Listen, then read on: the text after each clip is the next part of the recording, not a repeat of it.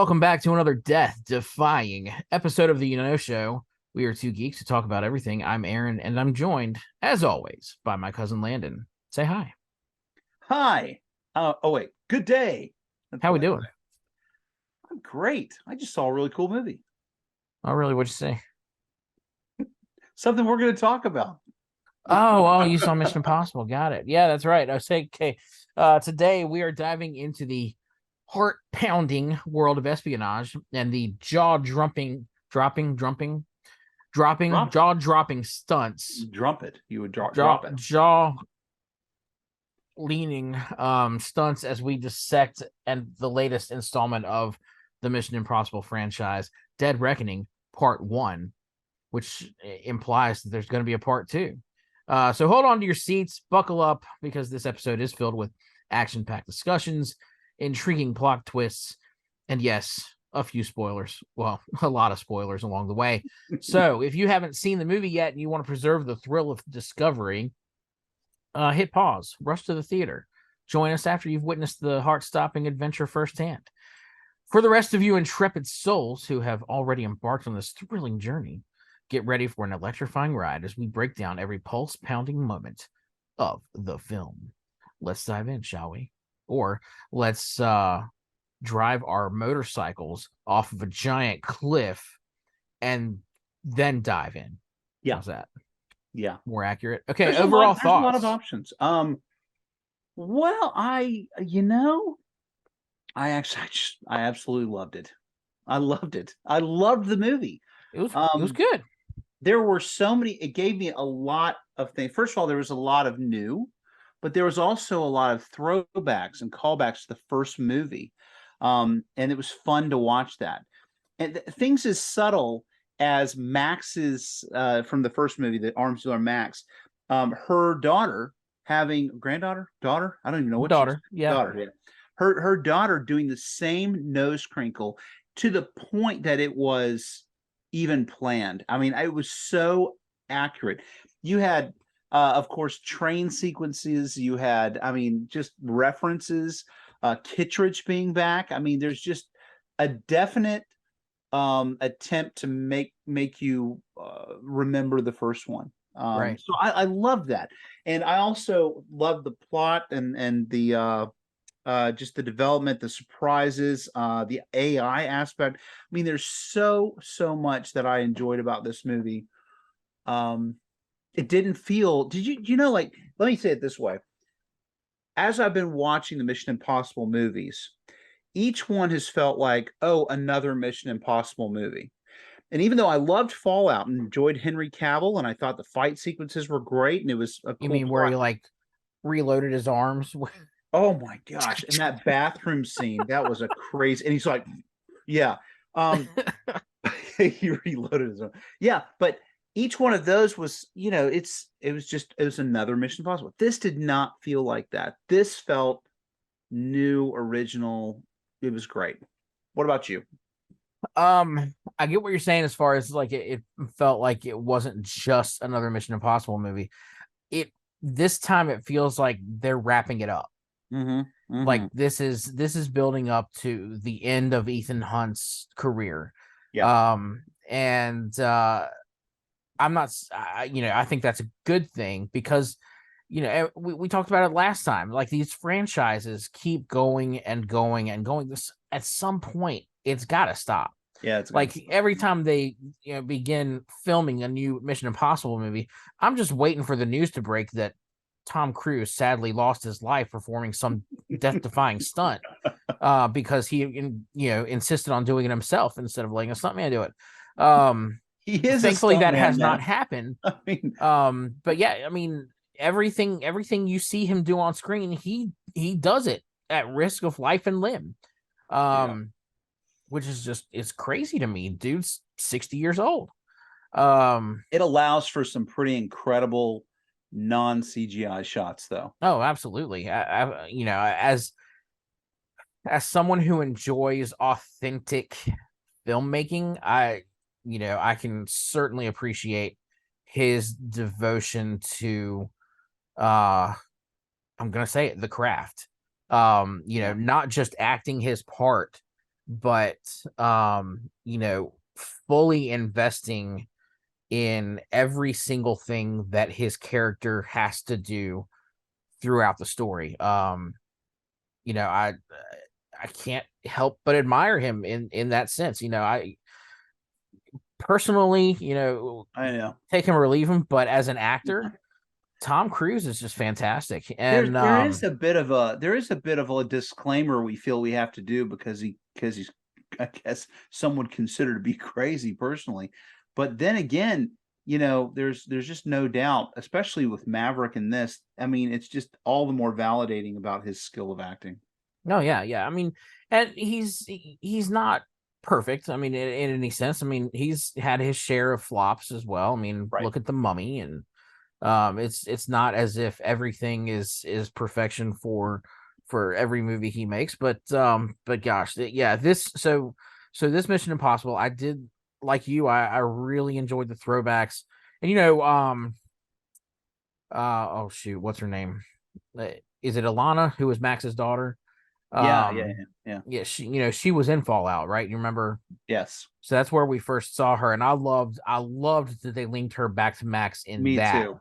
Loved it. And so to bring her back for this one, of course, Vanessa Kirby, who plays her, like her star has been on the rise in the last few years. So it's not surprising they would bring her back. She's great Right. in these action roles she's been doing. She was in Hobbs and Shaw, the Fast and Furious spinoff. Right. Um, and I She has don't a know, was sense she in of Fast 10? I didn't see it. she's the other thing too, I haven't seen it yet. But she's got this charm about her that's it's not just that she's um like a sex appeal. It's not just that. She's got this charm and refinement that was it's very reminiscent of the Max character. You know, the Max Yeah, character was an older woman, but she just kind of she did have kind of a sexy appeal to her, but it was also just a charm to her. You know, what I mean, right. so I don't know. I That thought kind of she was crooked great. smile that she Yeah, gives. yeah, Yeah, yeah. they've both got it. Vanessa Kirby and Vanessa Redgrave, who played Max. Oh, good job. Um, so it was yeah, that you know, whether or not whether they had Vanessa Kirby kind of studying Vanessa Redgrave's They had to have. character, her, you They know, and her little had to have. nuances in the first Oh Mission my gosh. Impossible. Yeah. Yeah, so that she could carry that on and be like, okay, well, some of the stuff's genetic.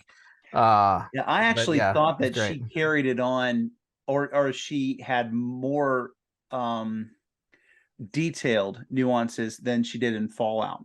Fallout, she's just British and she's, you know, again still charming and cool, but she's also got like very intense eyes, like, Yeah. you know, when she's like widening her eyes and stuff. And that's just a great little thing about her as an actress. But this movie, she did some different mannerisms and how she handled herself that were very much like Max. Well, I feel like they expanded her role quite a bit in this one, and then which may be leading to when we come to Dead Reckoning Part Two, having even further expanded role to play Right. in this world of Mission Impossible. Yeah, overall though, I would say this was a really well done movie.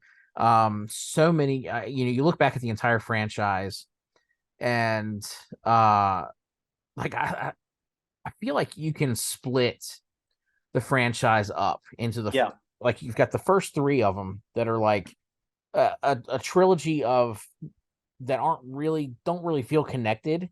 No, they're not. I mean, because especially you first two, especially you Right. got Brian De Palma directing the first one, and it is straight up. I'm sure there's action in it, yeah, but it is straight up. It is a spy movie, Yeah. right? Yeah. And it's the kind of it's a thinker. Like you have to pay attention Right. to what's going on in the first 15 minutes to understand what's going on an hour and a half later. Which Uh, the second one, it's like a complete deviation from that. yeah, you get Requires John really Woo on no there. thought. John Woo, yeah, he takes it on and it's like it's It's music, just action. action, it's just like, you know, Let's badass bring in shots, you let's know. bring in the double guns and the Yeah. slow motion Yeah. and the doves and action. All Oh right, yeah, man. that is Very much. Mission Impossible 2, and then 3 you get J.J. Abrams in there, and Oh, it's kind of a good combination of the two, I think, where yeah. you've got the action.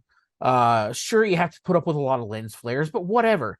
It's action, it's espionage. It was really great. And then once you get to Ghost Protocol, like now it feels like you've got this, if not a continuing story, you've got continued plot threads that are woven throughout. Right.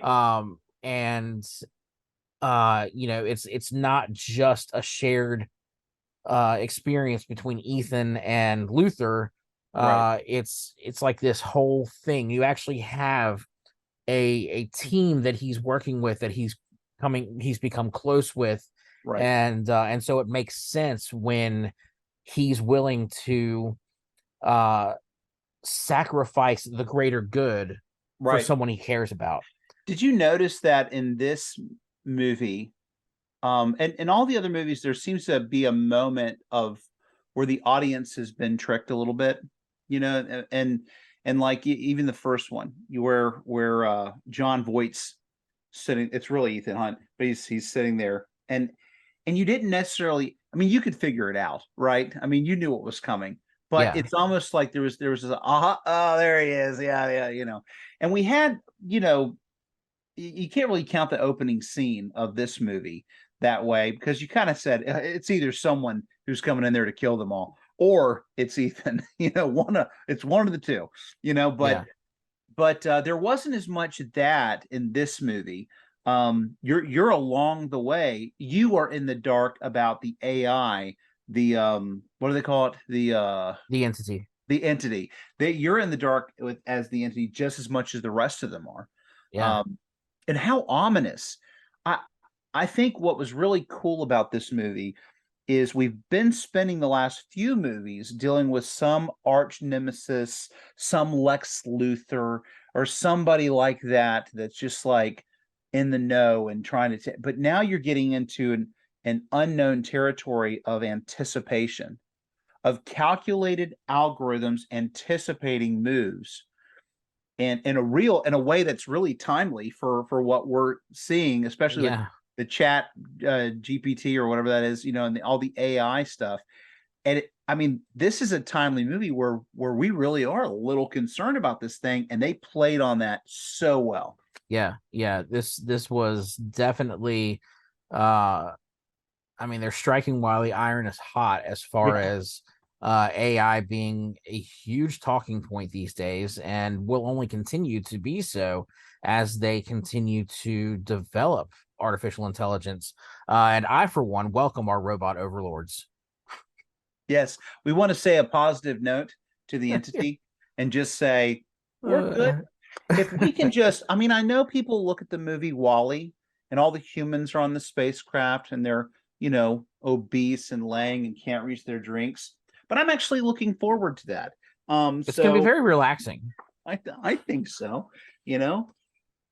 Yeah, I Bring it mean, on. AI is not bad in that movie. They just take care of people, right? Oh, Uh, um, All right, so let's talk about the plot a little bit. So oh, we have talked about the plot a little bit, but further exploring it. So it's the opening sequence takes place on a Russian sub, and I was getting hints of Hunt for Red October weren't you? when the Oh whole my thing gosh. started out, because Yeah. it was great how like they started out, the voiceover was in Russian, and Yeah. you had the English subtitles, but then Then they there switched it was around. English talking over the Russian, and then eventually it was just speaking English with the Yeah. Russian accent. I was like, oh, that is so Hunt for Red Yeah. October. Thank you for that, by the way.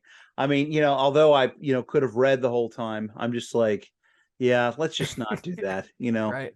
I, Yeah, I get it, so thank you for the well, transition. see, I left my glasses in the car, so Oh, I you was would have really had glad that trouble. we didn't have to read, because I would have It's a been. good thing you speak fluent Russian. Oh yeah, yeah, it really helps. Dostoevsky. I can Um, say what good. but yeah, so that whole opening sequence, like I was a little confused by what it was they were doing in that sphere when it was all said and done, but then I realized, okay, this is some kind of artificial intelligence Yeah. that is screwing with them, Yeah. because I was like, there's no way that that submarine just shows up on their radar or their sonar Right. and launches a torpedo at them when they're not supposed to be detectable. Help me out, by the way, with this. So, because this part got a little confusing for me, I think you'll be able to clarify. So they had this technology that they thought, it just helps them to not be seen. Right. And that's all they thought it did, was help them not be seen.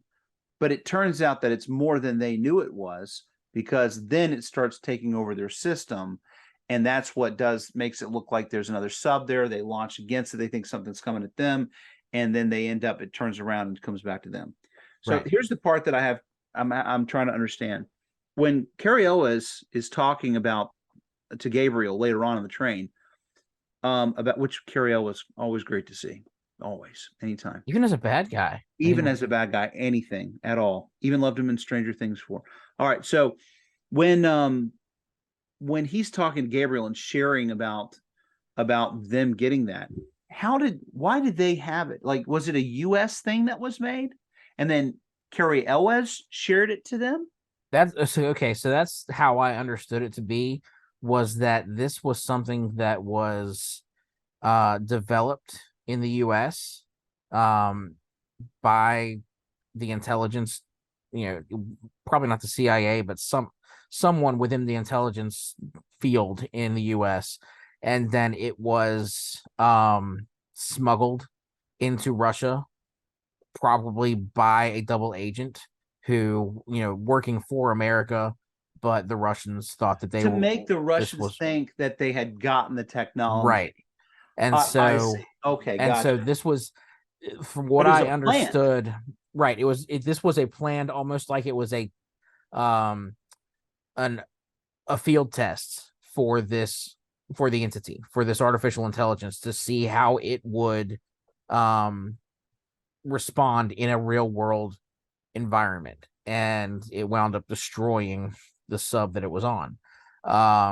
And I would imagine that it getting out and getting into the world's network was not part of the plan. Right. And that happened away from this sub, right? Because I believe that the entities, that the sphere contains the source code. Isn't that it? That you can't find the source code elsewhere because it's out there in the internet. It's just out. And so the only way they can. So I guess what I'm confused about is they say the source code's there, but then they keep talking about what does this unlock? Is it because we know that there's a sub that has the ball that has the source code, but they don't know that there's a sub, or they don't know that there's a ball inside the sync sub, nor that they know where it is? I mean, is that what it is? Because they keep saying, what does it unlock? Right. And it's like, I mean, so it unlocks the apparatus inside the sub. Now, so again, this is how I understand it. Maybe I'm wrong. Christopher McQuarrie, if you're listening and would like to clue us in on how this actually works, shoot us an email or something, because I'd like to understand it better. But I think that before the sub was disabled by, being destroyed by the torpedo, I can only assume that it's at that point that the entity uploaded its artificial consciousness into the cloud, as it were. Like but the source code for the okay, got it. Yeah. Right. So at that point, that's how it escaped into the world. Its consciousness, its intelligence is out there and is able to infiltrate, various programs, various nations, at will. Right. But like you said, the source code itself is still inside this container, right, that has the original technology in it. And so Luther, just to make sure I'm understanding with him too, he's gone away off grid with the hard drive of his, because he's captured a little bit of what the entity was doing, and he is trying to find a way to the source code with what he has separate from this. Right. Okay. Yeah. Yeah, he's so again, this is just how I understand it, and I could be wrong. But like what he has on that hard drive is think of it as like DNA evidence Yeah, of this entity and that its existence, its fingerprints. This is how we're going to be able to track it down. And maybe he's able to find a weakness with it right. on that hard drive. And so once they find the source code, they'll be able to figure out how to destroy it so that it is erased from existence. I think that's the way it's logically making sense in my That head. that makes We sense could to get me Dead too. Reckoning Part 2 and it'll completely turn that upside down. I don't know. You know how these spy Yeah, movies are. There's always a twist. yeah. It's interesting, um, how it's perceived too, because it talks about like it's scared, you know, and that's very Terminator-esque. Yeah. There is a bit of a Skynet thing going on here, right? We've always been talking about, or not talking about, but experiencing in our movies and culture about AI, that, oh no, AI will hit, and then the button's going to get pressed and all the nukes get launched and all that. But this kind of presents it in a different way. It presents it not in a way that's about like destroying the world. It presents it in a way more like, manipulating or controlling, not destroying the world, but like in Matrix, rather use the world.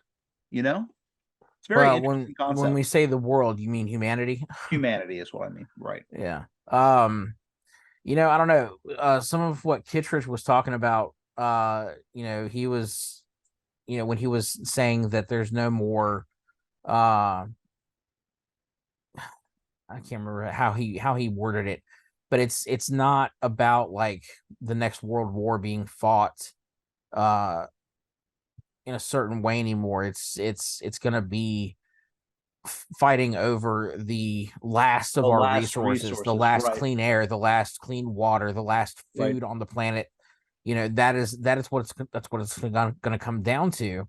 And I was thinking about that. I was like, man, he's not wrong. He's I not mean, wrong. we're You know, screwed as a yeah. human race.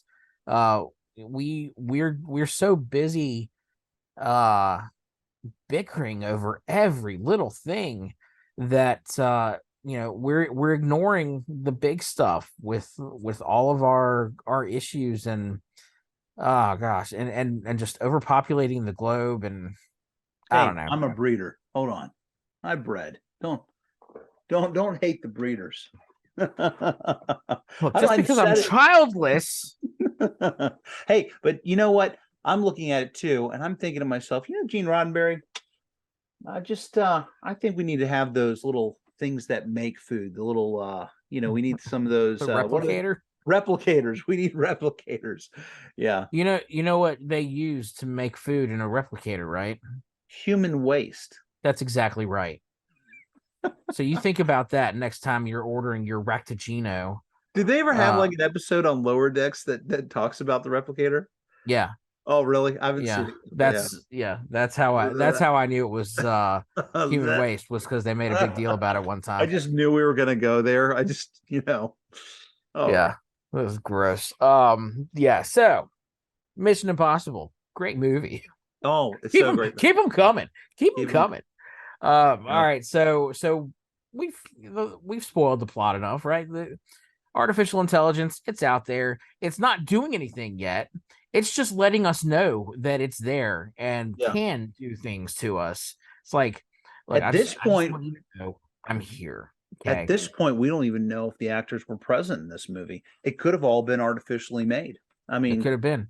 I it's mean, this funny was that's made part before the of, strike, but but that is part of we the don't know. strike, isn't it? Yeah. Part of the SAG-AFTRA aspect is, the concern about using an actor's likeness, paying him one day's wages for it, and using it in perpetuity. Yeah. I Yeah. mean, For the rest of their lives or beyond. oh Yeah, my God, and we're not just talking about actors like the main characters, the main actors in the movie. We're talking about it's extras, like it's people in the crazy. background. Yeah, No, that here's your should one be day's illegal. wage. Yeah, that it should be very Oh illegal. my gosh. Yeah. Let's not talk about the strike because that'll open up a whole other can of worms and it'll just make me angry because I mean angry in a righteous sense of like I am on the side of the writers Oh and yeah, the and the actors actors. in Oh, this. for This sure, is for sure. like if you ask me, we should all be on strike against these corporate CEOs who are making hundreds of millions of And dollars a yet we year. both went and saw the movie, but that's because we're all I mean we're enthusiasts. Of course. Okay, but here's the thing too. Like I know that there's probably some people out there that are thinking it's almost like when there's a sports person that goes on strike, or is having trouble negotiating their millions of dollars contract, and you're like, how in the world can you even? It's important to remember that there are so many actors that this applies to that are not the star-studded, everybody. I mean, it's important for everybody because everybody should have it. I guess is what I'm saying. But this is so much bigger than Yeah. just, Tom Cruise and Emily Blunt and Cillian Murphy. See It's not. Yeah. what's great about the the big names who are joining the picket lines, Yes. they are using their position to Yes. fight for the thousands of actors who are card carrying SAG members who are unable to afford health insurance and who are unable to afford rent Right. because they are already working 2 and 3 jobs between auditions and trying to get Right. acting jobs. And I think I saw a thing the other day that said if an actor does not make $27,000 a year in acting fees, like as an acting salary, they cannot get insurance. Like they cannot get health insurance through whatever means it is that SAG gets it, I guess. Right. Um, which just blows my mind. You've got people out there who are working regularly and they're still unable to make $27,000 a year. I mean, I know that's not the poverty line, but we're also think about this is California. This is Los Angeles. And Cost of Atlanta. living is ridiculous. Right, right. Well, I think that's part of the reason why so much moved to Atlanta. Um, in the last decade, the Atlanta has become a hub for movie making, as has Toronto and other locations, but outside of LA because it's just, I mean, it's expensive all around. It's expensive for the studios, it's expensive for actors, it's expensive for everybody to do in California. But no, I mean, this is timely, and I'm still gonna watch movies. I'm not gonna boycott watching movies. It's not gonna be long if they don't sit here and do something about it that there's gonna be. I mean, I'm just gonna flip over to binge watching shows that I never would have given a time of day for, is Right. what's gonna happen. But Yeah. I really Well, hope it settles soon. I feel like, well, I don't think it will. I think that they were saying that the earliest they can expect it is August, but more likely December or later. Yeah. So I really feel like we're gonna get into the fall television season if such a thing exists anymore. And see what they can do with reality TV again, like they did back in 2008. Right. Uh, but I think it's gonna be harder this time because it's not just the writers on strike anymore. It's SAG as well. And so when you get the actors out there with them, these these are the ones who provide the studio CEOs with the means to make money that they have. Right. And they are forgetting that. And they are so they're blind to what they are putting their actors and writers through. And Who is the ominous producers though?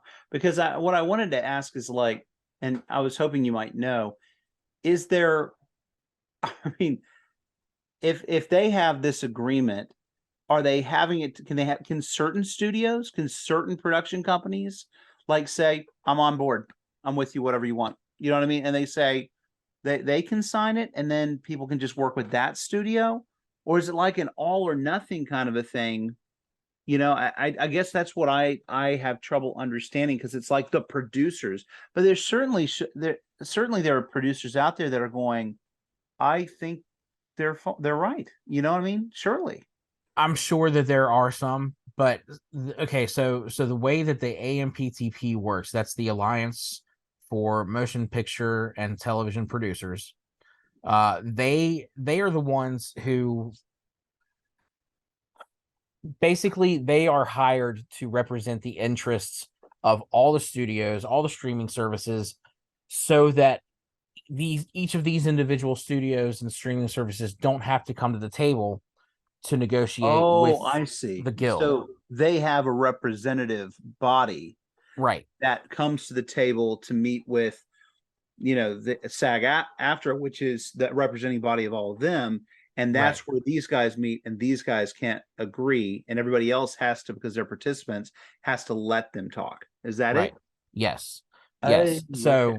So that's what it is. The AMPTP comes and representing all of these different entities. I see what I did there. Making it so that the producers, but really the CEOs and the executives, continue to make as much money as they would like to make without having to pay any more out to their employees. Yeah. Whereas the unions, the guilds are fighting just for their members to be able to make a living wage, and that's it. Again, the big stars, they have more leverage. They're able to negotiate bigger contracts and $1 million fees Yeah. for being in your movie. Yeah. But your average everyday actor who comes on set and does their job day after day Right. are usually paid minimum wage, which Right. is, whatever that is for SAG-AFTRA. Right. Your writers are coming into these writers' rooms and are being forced to work for next to nothing with the threat of AI out there, Right. possibly coming in and taking over uh, a writer's position because, hey, if a computer can string a bunch of words together, why not use that? I know. It's crazy. And back to Mission Impossible. That was good how we entertained. We went back to the entity. But no, it's good to talk about, because I think there's a lot of people who, I mean, you hear stuff, that, and you see these posts, but I think there's probably a few people like me that are just like, who are the producers? You know what I mean? And of course we hate them, but it's good to know who you hate. So thank you for that. Hey, all right. So let me ask you a question going back to Mission Impossible. So what did you think of Kittredge, in this movie? Uh, so my first question is, where have you been for the last 25 years? I know. I I mean, know. you were in the first one in 1996, and here we are, 2023. What where you been, man? You know what I want to see? I want to know where the guy is from the first Mission Impossible who was in the room, who got sick. And Kittredge leans over to his buddy and says, I want him on a plane to Alaska. He's like, Oh yeah. I mean, that poor guy. Would it be funny if he's like the arch bad guy? He's the one who created, he's the one who Did created the entity. He's like, I'll show him, did we notice that the Russian sub was somewhere near Alaska under the ice? See, this is exactly what's happened. It's him, you Oh know? my gosh, it's all come full circle. This is why there's so many throwbacks to the beginning. All Oh, right, they want you to know. you called it. You called it right here, ladies I and gentlemen. totally Landon called it. The bad guy who created the artificial intelligence is the guy who they with, made sick yeah, in the the first IBS Mission guy. Impossible That's and right. got sent to Alaska to run a radar tower. That's What's happening. That's yep. what's going to be revealed in Dead Reckoning Part 2. Sorry, people. I hate to burst your bubble with that kind of stuff. That but is that's brilliant, and I'm putting it down. Seriously, everybody watching this podcast, listening to this podcast, mark your date on your calendar. We're recording this. It is July 16th. I wouldn't put money on it. I mean, let's just have a friendly. Yeah. All right, fine. He's saying it. He's backpedaling, but I'm on board with this theory. I love it. I don't think I've ever seen you so enthusiastic about anything I've ever said. So I think that is the greatest plot twist ever. Like, wow. Why would they bring back Kittredge for this movie unless there's a reason? All right. Hey, let's talk about another character that was interesting. So the CIA agent that's chasing Ethan from the get-go, that guy. the one who's trying to catch him the whole time, and they have this Yeah. exchanging. There's something there, right? Yeah, I think they're actually secretly in love. There you go. I'm not going to Did give you you as much see the credit, way he put but his they hand on love. his shoulder? There was No, a I'm kidding. little. Did you hear the music in the background? It was like da da da da. That was just the Orient Express. Don't worry All about right, that. right. But No, there yeah, is yeah. something there, right? Clearly, they have. I think they have had a run in the past. Probably not a positive one. But I think his partner kind of got him thinking too. Like, because What this is side are you probably, on? And he said, everyone's. yeah, When when it it comes comes to to the the end of world the ending. world. Yeah, But this guy, I feel like he's kind of got it out for Ethan because he is a by this guy that we're talking about is a by the book. I follow my orders, right. and that's how you save the day. It's not by going rogue every 10 minutes because you think this is the right thing to do. But I really think that his partner was with him and said, well, what if Ethan's right? All right, here's another one. Here's my theory that I leaned over to my wife and said, I said, what if he's like Emilio Estevez's brother? You know what I mean? Like from the first movie, how he dies, and he's always blamed Ethan for not catching the guy. Well, then they would have cast Charlie Sheen. Right, right. The actual half brother. Right, right. But I was thinking like, what if probably is some throwback. Did you notice how too we really didn't get very much, and I'm sure we will in the next movie, about Ethan's connection to Gabriel, except this flashback of a girl, and obviously Gabriel kills that girl, and then we find out about Ethan having a past prior to IMF. We find that the IMF is not just like, hey, you're a CIA agent, and here you go, now you've upgraded, now you're in Top Gun, you Now know. you're a super CIA Yeah, agent. no, it's like you had a checkered past or something, and that's how you get in. You know what I mean? It's Yeah. like that was surprising to me. Yeah, I think that's a bit of a retcon as far as what it means to be part of the Impossible Missions force because I mean I feel like that completely negates Ethan's attempt to have a life uh prior to and during the events of Mission Impossible 3 where he's married Right. and has a life I think you're where right. It feels like a retcon. It doesn't yeah, feel consistent. It doesn't feel consistent with John Voight's character, in his role, and right. or even so when you think about the handlers, the way they've talked about it is we just kind of call our man and say it really deviates from the entire field in a way that if I was going to criticize, I think there's two things I would criticize. One, that doesn't seem like something that fits. It seems like they're a part of the CIA and are just, even if they're like a black ops, kind of a version, but you don't pull it away like that. And the second thing that bothered me, and this is so nitpicky, but do you remember the part on the train where you had Max's daughter? What was her name again? Ilana. Alana. And you have Agent Carter over there who's pretending to be her, and she has the brown eyes. All right. I'm Yeah. not bothered that Kittredge didn't recognize her, or didn't see the brown eyes being different, because, although the fact that he calls out that he knew her when she was a child, right?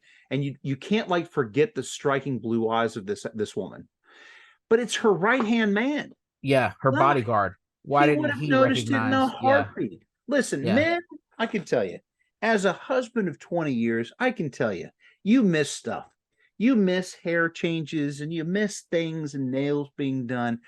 But if someone you work with day in and day out or with constantly, their eyes go from sparkling, clear water blue eyes to brown, you don't notice that? You say, yeah, oh, you changed your clothes? yeah. You know? No, there's no No, way. There's no that way a was, man notices that she changed clothes before she changed her eye color. and please give me a break too.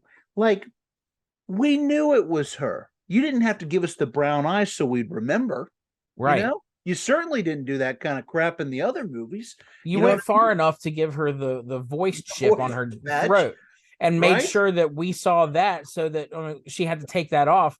Why not give her the color Oh, contact lenses? that was a bad choice. That was a Yeah, bad that was. choice. But those are really the only two things I think that got me. I did wonder what happened to the train conductor. You know what I mean? Well, Did they both got kicked off and died, didn't they? Gabriel, if I recall. Gabriel kicked one of them off. He hung the other one by the whistle so that Oh, whenever the train would move, like the but whistle he's would dead. automatically go off. Yeah, But yeah, so yeah, he's hung. He's he's way gone. dead. Um, now as Anyway, far as like why the train kept whistling after Ethan and who was Haley Atwell's character? Did we um, get her name? Grace. Grace. Grace, Um, Grace. yeah. So when they were in the engine there, trying to It's stop the still train, blowing. Yeah.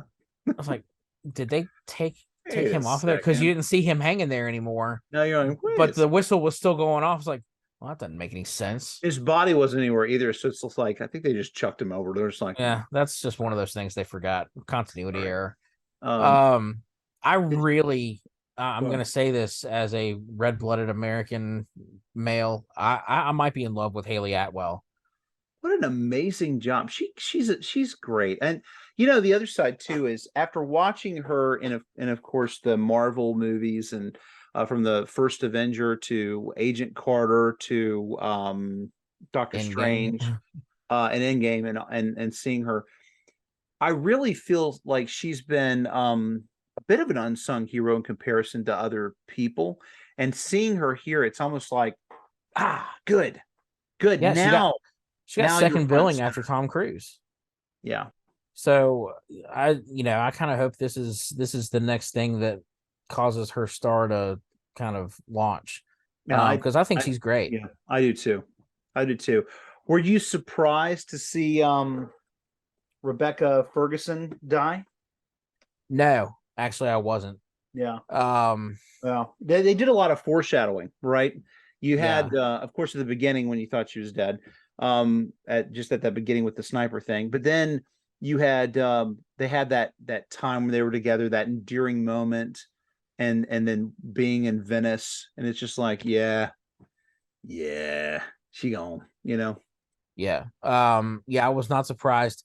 I and that was one of the things too that I was really impressed by with the AI, the entity, like knowing Ethan so well that he would do everything in his power to keep the people he cares about alive, Yeah, but that no matter what he did, one of those women was gonna die. right. And yeah, so I knew it was gonna be Rebecca Ferguson, or Ilsa. I knew it was gonna be her, because well, she didn't get second billing in the credits. So I'm like, well, Grace is gonna make it all the way to the end. Yeah, Um I didn't know about the second billing, but I guess I wondered if they would have Grace, because she's a lesser known actress, if she would go. But I'm glad I'm glad how it turned out. There were some things that were just like mind-boggling to me. Um, how the AI could know some things but not know and anticipate other things. But he's a young AI. You know, it's the entity's young. I'm sure it will continue to grow and be able to manipulate events better and better over time. it's only been around for a couple of years. He's Because think like what I really like the airport scene. I thought that whole thing, especially with Simon Pegg, what's his name in the movie? Benji. Benji. Yeah, the whole manipulation of Benji, getting his voice down, and then being able to, and then having that bomb, um, have nothing in it. But just that the whole thing they did there with him was, I mean, really amazing. The Yeah. part How does about it the know my AI name? not anticipating the camera tricks, that was and where Ethan would be. Or are we to assume that the AI, the entity, knew where Ethan was at all times? Well, And because at that point he wasn't trying to evade uh Gabriel. Right. or the entity at that point. He was just trying to evade the CIA agents who were after him Right. in the airport. I guess it's just you either have two choices. You can look at things like it's like there's a lot of aspects here that you can't cover in all of it because it's too intrinsic, or you look at it the other way and say it's so intrinsic that all aspects were covered. And I guess we kind of have to lean that toward it's just AI and the entity. It's so ominous because so much of everything is technological now, and social media, face recognition. I mean, even us here doing this with the video and voices and Allegra all around the house. And I don't want to say her name because she wakes up. She's You're right. probably always awake, actually. And But she's listening to you right now, and she's reporting everything you say back to the CIA. or Amazon. I mean, for the love. I mean, how many times have I pulled up and I have an ad come up and it's not something that I looked up, but I talked about. You know How what I did mean? he even know I was talking about ukuleles? That's exactly what I'm saying. I'll bet you anything a ukulele is going to pop up on my feed Probably. somewhere. Yeah, you're gonna be scrolling through Facebook and you're like, There's a "Hey, ukulele. there are ukuleles on sale right now." Hmm. Hmm. I mean, yeah, I don't. I just have to think about something, and then suddenly it shows up on the sidebar on Fear, Twitter. Like, what? I was fear. just thinking about that yesterday. By the way, I'm one step closer to doing the Wally thing, becoming like the humans in the Wally. I've Are your bones getting purchased, smaller? yes, and I'm getting fatter. Aren't No, we all? no. I've purchased something called Vitcher, which are these glasses that you can put on your face and it'll connect to your game, and you can play. It's like you're wearing sunglasses, and the screen is right here, and you can watch a movie. You can watch, and it's sunglasses. It's the coolest thing in the world. You look it up, Viture, You're and gonna it's got burn out your retinas. what a way to go, you It's know? like that's like when you were a kid and you've got too close to the TV, and your mom would say, "No, you're gonna go blind if you watch the TV that close." You're watching TV on your glasses. You're definitely going blind. If I'll there give you was three anything months that was tops. gonna make me blind, this is PG. If there's anything that was gonna make me blind, it would have been Virtual Boy. Back, Oh you my remember gosh. Virtual Boy from Well, yeah, we just talked about it Nintendo? last week. Oh my gosh, the red thing. Yeah, that's right. We talked about it. So, but yeah, so this thing is pretty cool, but I'm sure it's, capturing my eye movements, much like that THX, where it's like watching your eye capture different It's things. memorizing your retinal scan so that That's in the future, right. when we're using that to get into our safe deposit boxes, the AI knows and it can get in there for you. Yeah, Yeah, and you way I'll to fall never for that one, Landon.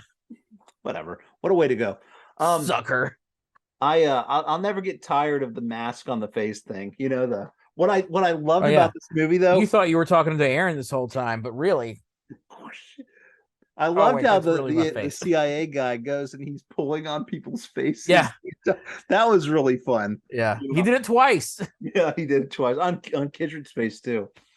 Were you surprised at the humor in the movie? Because there was some really kind of fun little I uh mean, it didn't seem out of place any more so than any other Mission Impossible movie. I mean, you always got to have that at least some comic relief. It can't be serious the whole time. no, but like the car scene, the little yellow car, that was a fun Yeah, scene. that I was like funny. that. I liked when Benji put his car on auto drive and moved her to the passenger seat, and he's like, Yeah, put better on the put your seatbelt belt real on. quick before this thing doesn't really know what it's doing. Oh man, poor Orient Express. I mean, geez. There's dozens of them. It's Oh, fine. okay. There we go. All right. So let's see. What else? I mean, have we already talked about the stunts a little bit? I Not think we covered stunts pretty well. I wanted to ask what you thought about the train scene, like, and the different rooms that they had to go through at the end when it's falling off the tracks. yeah. Because I was trying to think about the I was physics of it. tense. Yeah, I I was was tense. tense the whole time. The fryer where it had when it was the kitchen scene When the grease was when the sloshing oh around. I was like, all right, someone's turned into Two-Face on this. Oh my gosh, that part. The rest of it was like, I don't know if you remember from the movie Uncharted, or in the video game Uncharted, one of the Uncharted games, you have a train that you're going through similarly as it's, and you're having to do this. It threw back to that so well. But I kept working out the physics, and I'm just like, gosh, wouldn't it just pull the whole thing off? And no, maybe not. So it's just happening. And just, you thought, okay, one train car and they're going to get it and get out of it. No, but then you got another train car, and then you got Right. another train car. Well, so I was thinking about the physics of it, and like when it happened, my first thought was, as soon as the engine flew off the track and crashed into the ravine, they're standing there at the edge and it's still coming. I'm thinking Spider-Man 2, stop it. Yeah. But then I was like, wait a second. Yeah, they stopped this, but the momentum of like 60 cars Oh, coming, it's still pushing it. Yeah. yeah. So That's like true. I'm like, oh, they're gonna have to run. And I Yeah. don't know how many cars are gonna fall off of here, but several are. And so I was anticipating that. Yeah. There are a Um, lot of them though. Most movies that have like a train falling or something like that, or any of those scenes, it's a couple of them. But good lord, there was a lot to go through. yeah, The I think piano they scene, that was like a destroy four, like yeah. I think four different cars to get through. But it was very tense, and I thought that was really well done. Um, What do you man, think? and Is the girl who is that Mantis, the girl who was the yeah, bad guy? Oh, she yeah, is so great. Palm Clementif. Uh, Pretty great. and I think they're implying that she survived, I do and too. so she'll probably come back for part two. Still a thought. Man, the AI called that one. Uh, the assumption that because Hunt spared her life, that she would eventually betray the entity, and sure enough, that's what happened. So here's the question though. So smart entity. Did the entity anticipate yet again that Gabriel wouldn't get the key that Ethan had pawned it on? No, I think that's a kink in the plan. Yeah. And here's another thing too. So here, this is a little matrixy. Um, like in the Matrix where when he goes to visit the Oracle, she says, "And don't worry about the vase," and he turns and says, "What vase?" And he knocks it and over. knocks the vase over. She goes, "That vase," and What'll really and then bust she my asks, yeah. would what's going to burn your noodle later is, would you have still broken it if I hadn't said something? And Right. so that's the thing with I don't know if we got her character's name, Palm Clementif. If, would she have betrayed the entity if Gabriel hadn't stabbed her and Yeah. turned on her first? Right. Right. Because I That don't think is she would have had the causality. opportunity. I don't think she Yeah. would have had the opportunity to betray the entity to Hunt, because No. she was clearly on the side of the entity this entire time. Right. And then because she was stabbed and left for dead, she had the opportunity to help Ethan and try to satisfy her curiosity and find out why he spared her life. So the interesting thing about it is that there's a Carrie Elwes says that he's the only one who knows the location or where you can use the key. But then Gabriel clearly knows, which I guess we're assuming one of two things with that. Well, I guess the only assumption is that the entity has told him where it Yeah. is. But there is the question of how the keys got found in the first place, because both men were under the water and had risen to the top, and Mm-hmm. so they both had a key around their neck.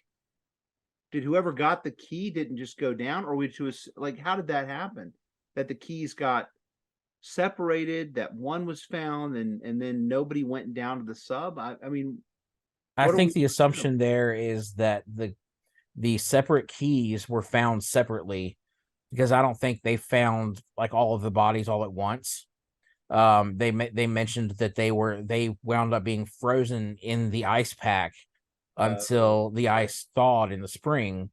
And so, like, I think we're looking at like several years of development here, where like from the beginning of the movie and that opening scene on the sub to the actual events of the movie. I think we're at least a couple of years maybe Yeah, something of like that. things developing and those keys being out in the open.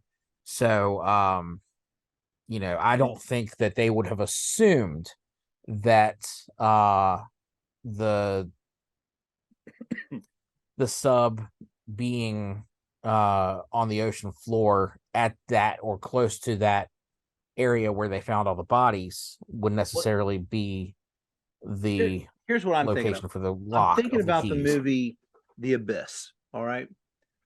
And maybe it's because it wasn't a nuclear sub, it wouldn't matter. But the movie Abyss, you have a sub and they go, it's a nuclear sub.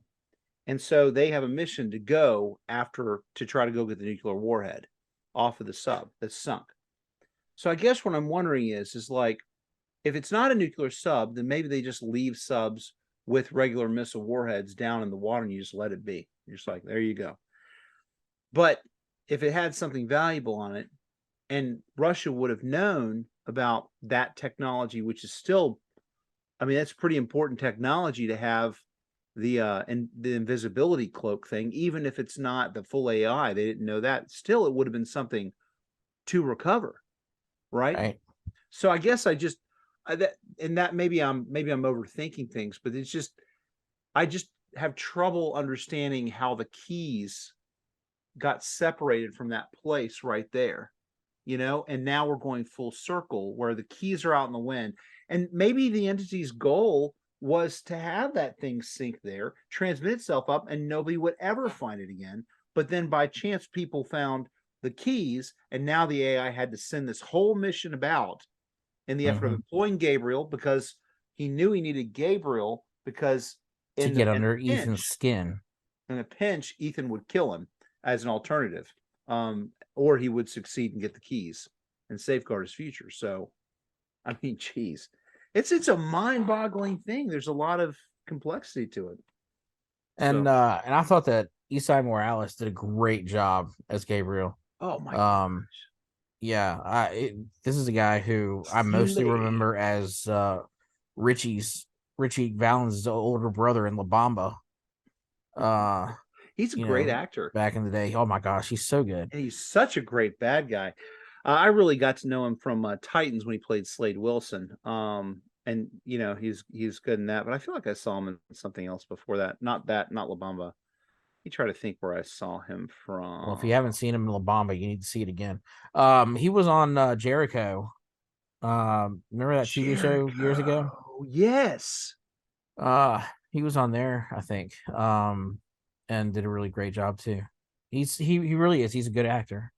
And so menacing as Gabriel in this. Very menacing. Um, and yeah, I'm hoping we get to see more of that backstory because we just got that brief flashback to what led to Ethan becoming part of the IMF. So what's your theory? A girl, girlfriend, what? Sister? Um, I mean, what are we talking about here? you Love know, interest. I would say some kind of love interest, based on the way that Gabriel was trying to manipulate Grace, Right. saying these women all come into his life and they Yeah, all that's a end up good point. dead. And they're at the end when Ethan, when in his mind he flashed to that first woman who we don't know, Marie, that Gabriel killed in the flashback. And Yes. then we see Ilsa, and then we see Grace. I was like, they could have thrown in a whole lot of other characters from previous movies that have died. Like they could have thrown in Carrie Russell from the They third they one. they really could have. His the woman he was married to. Right. Um, Michelle Monaghan. Right. They could have thrown in was it Tandy Newton who was in the second one? Yep, yep, We yep. never got an explanation of what happened to her. She just disappeared. He was in Ozark. He was Dell. Yeah, Uh, that's right. um, Jim's wife in the first one, her death. You know, all of these women who have come in and out of his life, uh, and have wound up dead because of the life that he leads and just Right, the consequences of uh their actions, but his actions as well. right. And of course he takes that on himself Yeah, because of his the man failure that to he is. protect his failure to protect them. Right. No, it's true. I really, So and we've gone through situations where we thought, Simon Pegg was going to die, Benji was going to die. Can't remember about Bing Rames. If there was like, I don't think he was specifically targeted, but there's quite a few things, with all of the people he's been around. And the whole aspect of, I think, what we get in Ghost Protocol, you spend the whole movie thinking something happened to his wife, um, right, and because that's the story they Delmonican. wove. Yeah, they wove it that way purposefully, and then at the Hmm. very end, you get the very nice treat of him seeing her from a distance, her seeing him, and then you get that, and that never settles for anyone because you're just like, oh, will they ever? And they tie it off well and fall out, Yeah. But I think, yeah, I mean, he doesn't. It's crazy to me because they talked about it like all these women die, but really, I mean, you had Jim's wife. He wasn't really with her, I No. mean, that she was manipulating him and he kissed her, but I mean, or sort of like a half kiss. Tandy Newton I didn't. think they slept together off screen. There you go, probably. Just like when characters go to the bathroom or eat a sandwich, Right. Yeah. somewhere off screen. Tandy Newton didn't die, saved her, you know. The wife didn't die, even though they made it look like she did from Philip Seymour Hoffman. She didn't die. She ends up getting married and even saved her again in Fallout. And so it's like the only one that we've seen thus far that's died was his apprentice, Kerry Russell. Yeah. I mean, really? I mean, that's pretty much it. It's not like we're talking about a million Bond movies where all the Bond girls, there's Bond girls that die. So I don't know. She It was felt like painted gold. yeah, it felt like a little bit of a stretch about all the women and people he's lost. Well, again, Gabriel was manipulating Grace and trying to convince her that Ethan's not any good for her Right, and he's right, not really going to look out for her, though he said, I will look after you before I look after myself.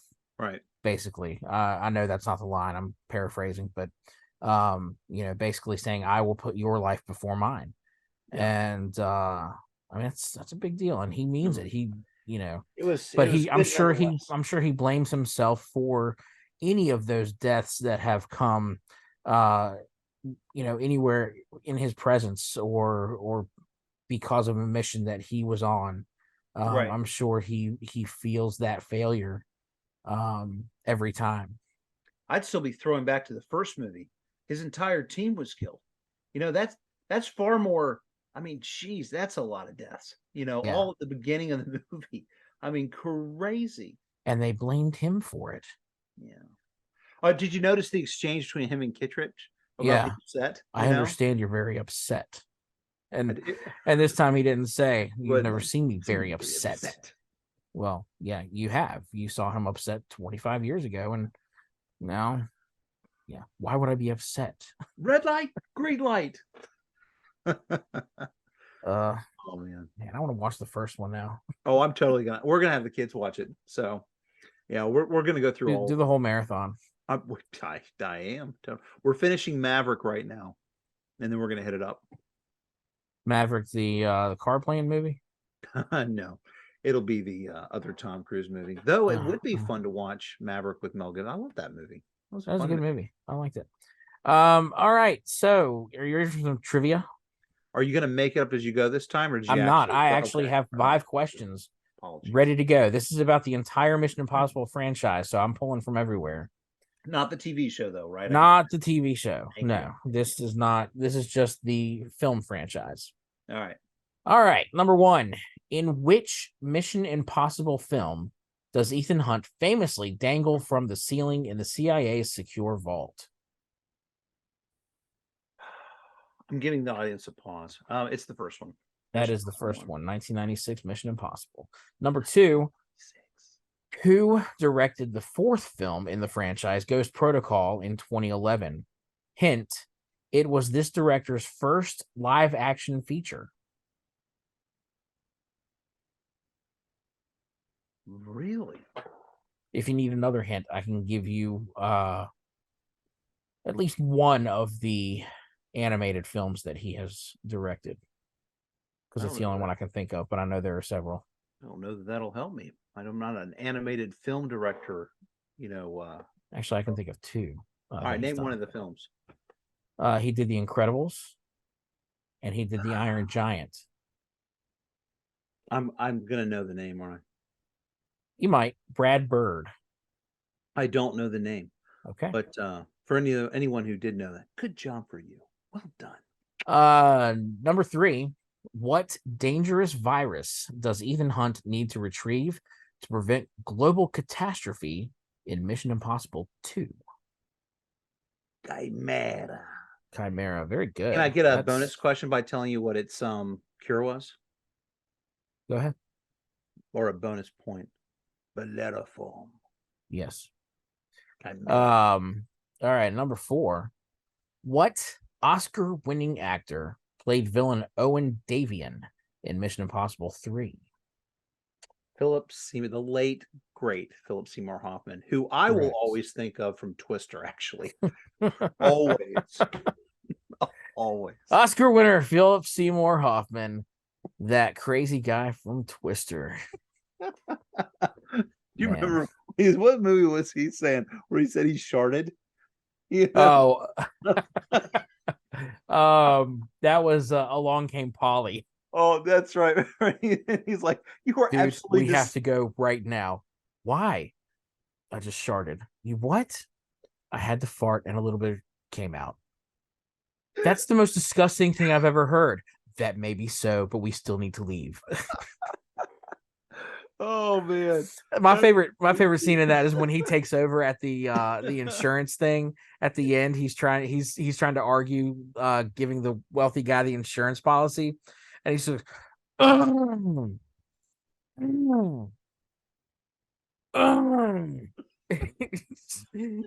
then at the end of it, he finishes his speech, and one of the guys at the table is like, "Weren't you that guy from whatever movie it was that was like his only big thing?"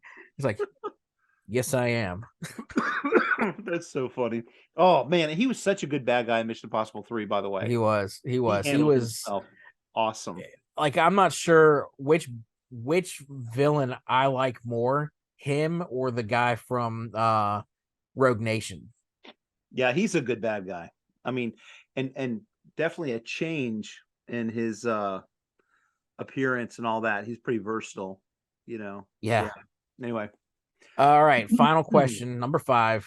What iconic landmark does Ethan scale in Mission Impossible Ghost Protocol? Oh, I don't know what the name of it is, but it's that tallest building in the world.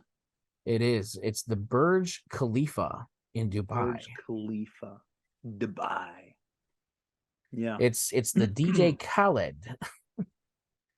No. So yeah, Burj Khalifa in Dubai. That's not to be confused with the buildings where Vin Diesel drove a car from one building to another. I mean, that was just ridiculous. I'll buy Tom Cruise climbing up the side of a building like Spider-Man before I'll buy that they could drive that car from one skyscraper to another. I'm sorry. That's very fair. Yeah, absolutely. Just can't do it. Can't do it, Norm. Well, I got quite a few of those. Not too bad. Yeah. All right. Yeah. So that wraps it up for us and our discussion of Mission Impossible Dead Reckoning Part 1. Join us next week when we'll be talking about Mission Impossible Dead Reckoning Part 2. No. Just kidding, because that won't come out until, is it next year? The Yep, Dead Reckoning July 2 coming out? July 28th or something like that, or next year, or something like that. Yeah, we'll see. We'll see. It depends on how long the strike lasts, That's true. 2025, 2026, Say hi to my dog. By that time, hi He's Crypto. back here. By that time, the AI entity might have already taken over this side of the camera. So, Probably. I'm yeah. sure by then we will both be using AI filters that make us look like, I don't know, Awesome. something cool. Something neat, I guess. I don't know. What are we doing next week? What are we doing next week? I don't know. It's best not to make any promises these days. Right. That's a good point. I don't Stay think tuned. I don't think that our topic next week is about a movie. Good. Even though there are I mean, two impressive movies coming out next week. Oh, Oppenheimer and Barbie. Yeah, Barbie Which will one be are you a going to video. see?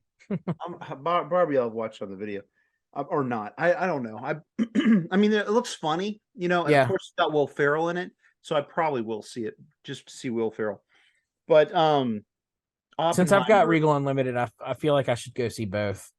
It's just going to depend on if I've got time to do it. If I don't have time to see both, I definitely want to see Oppenheimer. Oppenheimer looks awesome. I mean, Yeah, it really looks does. awesome. So, all right. Well, we'll have to we'll regroup and figure out what our next. We'll figure that out. Yeah. All right, folks.